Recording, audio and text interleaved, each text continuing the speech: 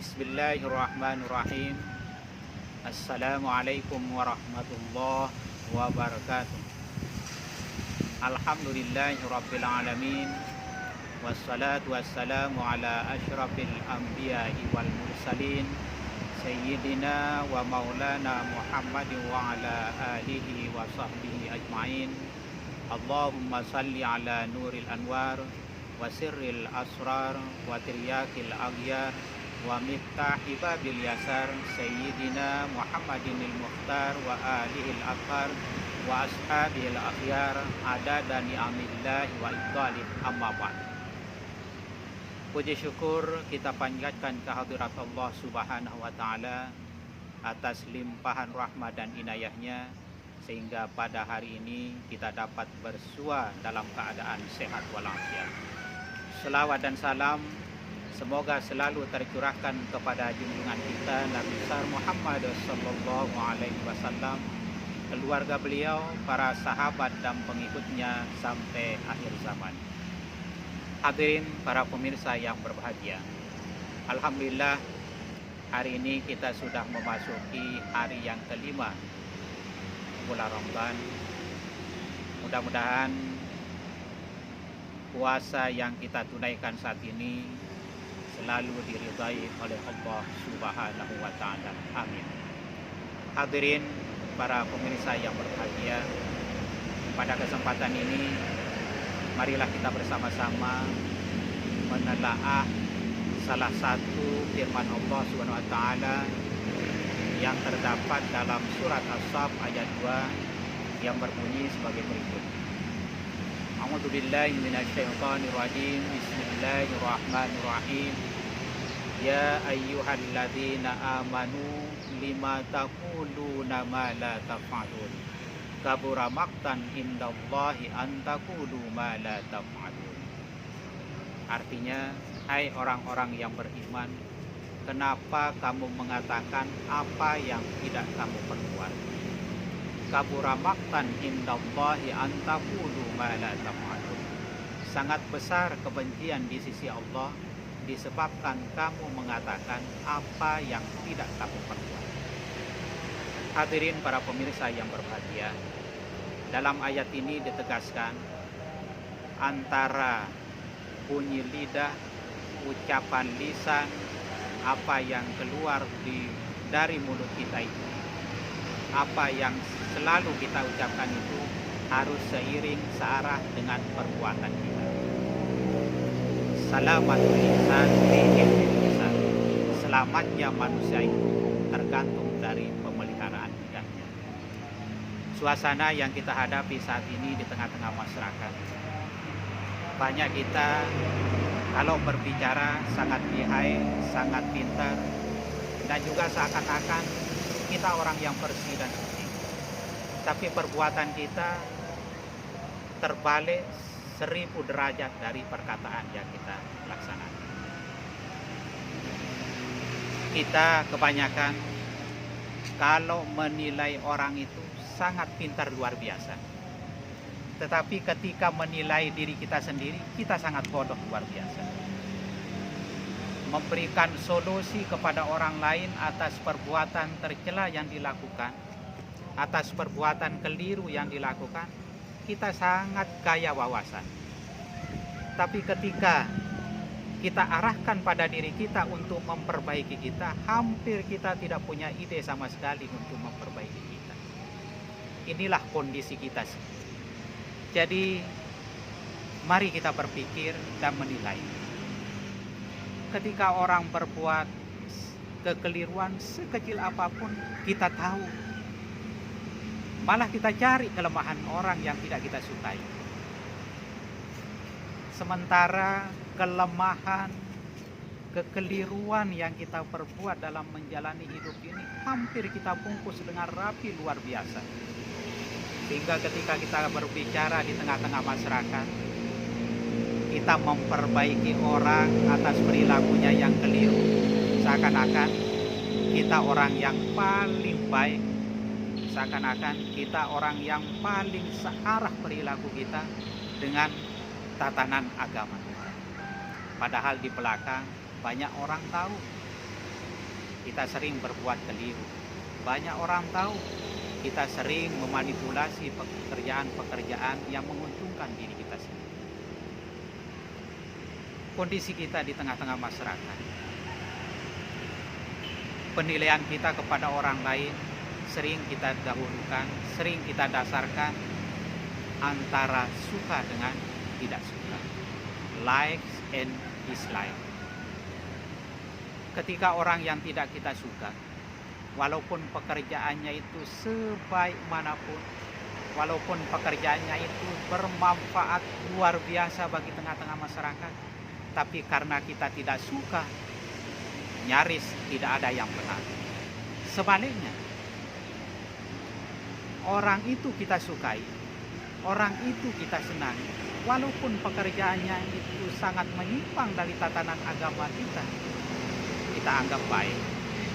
Bahkan sampai ada yang memakan hak orang lain, kita anggap biasa-biasa saja, karena kita suka. Inilah kondisi kita.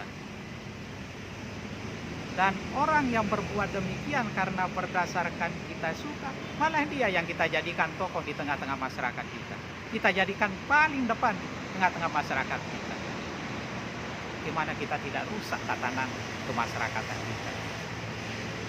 Al-Quran jelas-jelas mengatakan, kabura maqtan indallahi an taqulu ma la taf'alun. Sangat besar kebencian di sisi Allah disebabkan kamu mengatakan apa yang tidak kamu perbuat. Karena ada tokoh masyarakat kita yang pintar agama, retorikanya bagus, menasihati orang sangat enak didengar, tapi perilakunya bertentangan dengan apa yang disampaikan. Lima taqulu ma la taf'alun. Kenapa kamu mengatakan apa yang tidak kamu perbuat? Malah ada yang menggunakan dasar apa yang disampaikan oleh Ali bin Abi Thalib dulu ketika baru dilantik menjadi seorang khalifah yang sangat muda. Beliau berpidato, unzur ila maqala wala tanzur ila maqala. Perhatikan, lihat apa yang saya sampaikan, tapi jangan lihat saya yang menyampaikan. Ini pidato Ali bin Abi Thalib ini tujuannya bagaimana? Harapannya kepada rakyatnya saat itu, ketika saya berbuat salah, walaupun posisi saya sebagai khalifah, jangan canggung-canggung untuk menegur saya. Sehingga beliau mengatakan, perhatikan apa yang saya ucapkan, tapi jangan lihat saya yang mengucapkan. Artinya kita menilai apa yang disampaikan oleh orang itu jangan berdasarkan rasa suka dan tidak suka. Atau sebaliknya juga, ada anak kecil yang menyampaikan kebenaran kepada kita yang sudah dewasa. Sering kita nafikan kebenaran yang disampaikan oleh anak-anak itu.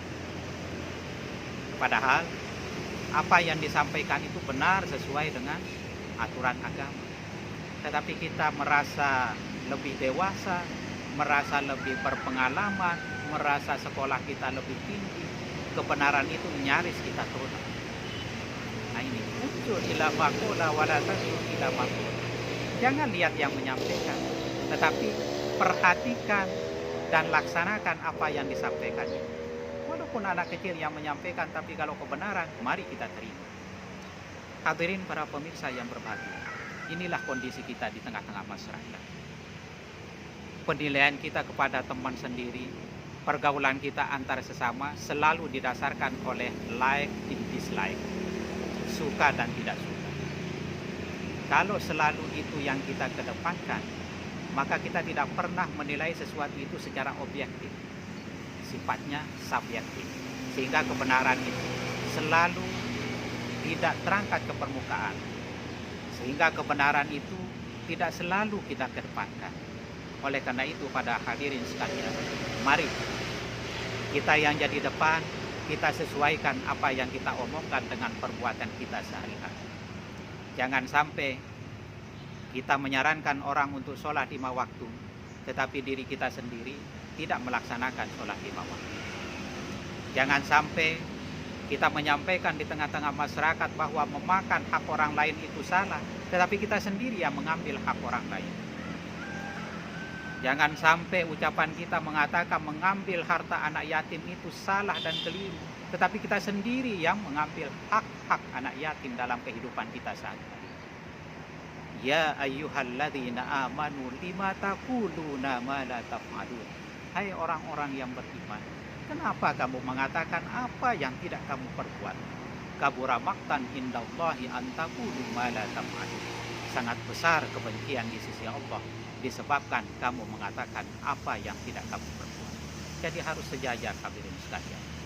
Jika kita menginginkan ridha ilahi Rabbi, jika kita ingin menginginkan ridha Allah Subhanahu wa taala dalam menjalani kehidupan ini, mari kita upayakan antara perbuatan dan perilaku kita sehari-hari harus seimbang. Kita menasihati orang untuk rajin beribadah, kita pun harus melaksanakan. Kita menasihati orang ke utara, kita pun juga demikian. Artinya antara perkataan yang keluar dari lidah ini dengan pekerjaan yang kita lakukan sehari-hari harus sama dan seimbang.